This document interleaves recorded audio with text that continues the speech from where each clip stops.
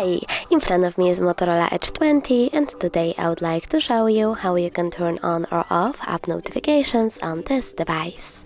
First of all, go into Settings. Now just Apps and Notifications, click on Notifications and scroll down. Over here, tap on See All from last 7 days, and now click on the switcher next to one of your apps from which you want to disable notifications from, like Google Play Store. As you can see, all notifications from this app are now disabled. If you wish to enable them, just click at the same switcher.